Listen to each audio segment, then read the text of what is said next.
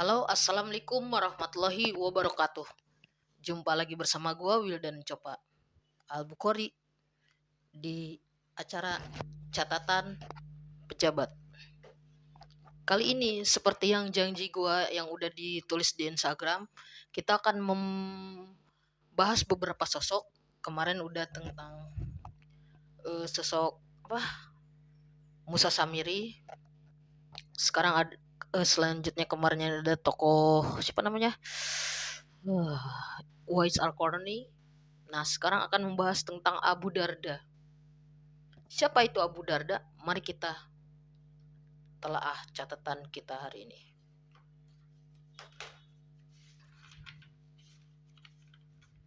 Nah, ini dia. Abu Darda adalah sahabat Nabi. Dan kalau istilah zaman sekarang bilang besti, dia bestian nama Salman Al-Farisi, pemilik api abadi. Ya kan? Di sini juga akan kita bahas tentang hubungan antara Abu Darda dan Salman Al-Farisi. Suatu ketika Umar bin Khattab datang ke rumah Abu Darda di Syam, ya kan? Ketika masuk, ternyata rumahnya sangat gelap, tidak ada lentera atau penerangan apapun. Umar pun harus jalan dengan cara pelan dan meraba-raba. Meraba-raba karena gelap kan. Pelan-pelan meraba-raba dinding rumah tersebut. Lalu Umar menyentuh sesuatu yang ternyata tempat tidur dari Abu Darda. Mau tahu kalian tempat tidurnya dari apa?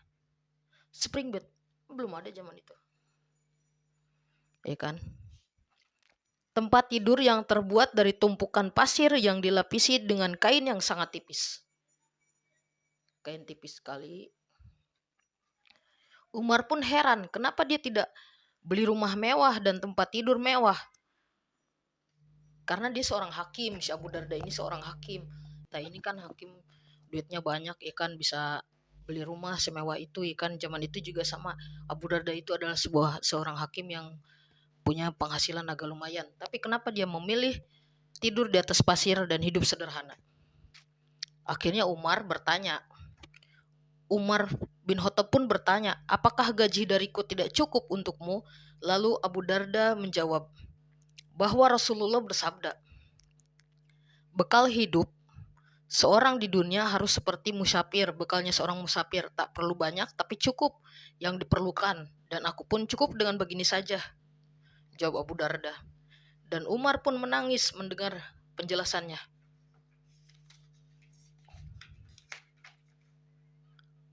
Nah, ada lagi nih tentang kehebatannya Abu Darda. Tadi kan dia tidur di pasir, ya kan, sehingga bisa membuat Umar menangis bahwa dia sesederhana itu, padahal bisa aja dia beli tempat tidur yang selayaknya pada zaman itu, ya kan. Nah, ada lagi nih cerita tentang Abu Darda. Suatu ketika ada seorang yang memberikan kabar pada Abu Darda bahwa api telah melahap rumahnya. Abu Darda berkata, tidak mungkin, rumah saya terbakar, kata Abu Darda. Lalu datanglah orang lain membawa kabar yang sama, namun jawaban dari Abu Darda tetap sama, tidak mungkin rumahku terbakar, kata Abu Darda kan. Dengan jawaban yang sama itu, setelah urusannya selesai, Abu Darda pun pulang dan melihat rumah-rumah di sekitarnya hangus terbakar api, kecuali rumah Abu Darda sendiri. Lalu mereka bertanya, bagaimana kau bisa tahu rumah Anda tidak terbakar? Abu Darda, kata orang-orang. Terus Abu Darda mengatakan bahwa dirinya telah membaca suatu doa sebelum keluar rumah. Ada doanya, kalau ada di internet tuh suka ada disebarin doanya, doa itu kan, biar rumah kita selamat, ya kan, pulang selamat. Itulah doanya, ya kan, ada di internet. Nah, seperti yang dibahas di awal tadi, kita akan membahas tentang betapa bersahabatnya Abu Darda dengan Salman Al-Farisi, ya kan. Sahabat kental, ya kan, kalau zaman sekarang. Dalam sebuah kitab karya Imam Al-Jauzi, yaitu kitab Sifatul Safwah, diceritakan Salman Al-Farisi punya keinginan untuk menikah. Lalu Salman pun meminta bantuan Abu Darda untuk menemaninya menghitbah wanita impiannya. Ya kan, kayak kalau kata anak zaman sekarang deh, Dar, ayo kita antar yuk, gue mau nikah nih. Kayak anterin tuh sama orang itu tuh, gitu kan. Dianterin lah sama si Abu Darda ini, ya kan. Salman Al-Farisi setelah untuk menemaninya menghitbah wanita impiannya, mereka berdua mendatangi rumah sang gadis. Keduanya diterima dengan, karena sahabat Nabi ya kan, dengan baik oleh tuan rumah. Abu Darda mewakili Salman menyampaikan maksud kedatangannya. Mereka mewakili sang putri, ibunya berkata, "Maaf atas keterus terangan kami." Ya kan? Putri kami menolak lamaran Salman. Salman dengan tegar mendengar itu. Hal tersebut sang ibundanya melanjutkan jawabannya. Putrinya, namun saya ingin menyampaikan bahwa putri kami akan menjawab iya jika Abu Darda memiliki keinginan yang sama. Ya kan?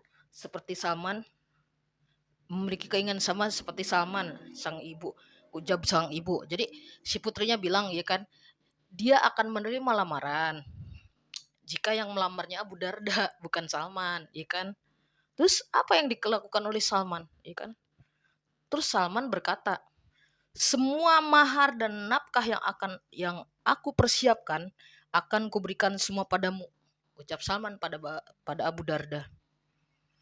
Dan aku juga akan menjadi saksi pernikahan kalian, ujar Salman dengan kelapangan hatinya. Tuh, kayak gitu, saking bersahabatnya. Dia mau menikah, melamar wanita impiannya dengan temannya, tapi yang diterima malah temannya. Dengan kelapangan hati dia, semua yang udah persiapkan dipersembahkan untuk temannya. Itu. Ini ngomongin tentang Abu Darda. Pembahasan pertama tadi tentang kesederhanaan dia, bahwa bekal hidup seseorang hidup itu seperti bekal seorang musafir. Cukup saja, ya kan, tak terlalu banyak. Nah, gue sebelum Wapres buka, seperti yang sering gue ceritain, gue memiliki konsep kayak gitu. Belum gue kerja kembali di Wapres, gue punya konsep kan ngamen waktu itu. Kadang ngamen, kadang enggak, kadang jualan, ikut jualan kan. Memiliki konsep pada hari-harinya, yang penting gue bisa makan sehari 2 kali. Yang penting bisa nabung buat ntar kalau gue lagi gak punya duit. Yang penting gue bisa buat berbagi pada orang. Gitu. Nih buat gue misalnya di 30.000 itu 5.000 ya kan, buat dikasih ke orang ya kan. Buat makan tuh 20.000 sekali, 10.000 2 kali 20.000. Terus yang 5.000-nya lagi tuh buat disimpan suatu hari nanti gue kagak punya duit ya kan. Kemarin ikut selama 5 bulan ikut arisan 15.000 sehari ya kan. Konsepnya kalau hari itu ada 15.000 gue kasih, kalau gak ada besoknya 30.000. Konsep gue kayak gitu pas arisan. Cukupkan sekian dari gue ini nih, karena udah mulai sore. Cukup sekian dari gue, mudah-mudahan apa yang gue ceritain itu bermanfaat. Tapi jika ada manfaatnya itu adalah hidayah dari Allah Subhanahu wa Ta'ala yang sampai ke kalian lewat gue. Tapi jika ada salahnya itu adalah kehilapan dari gue. Cukup sekian dari gue. Wassalamualaikum warahmatullahi wabarakatuh.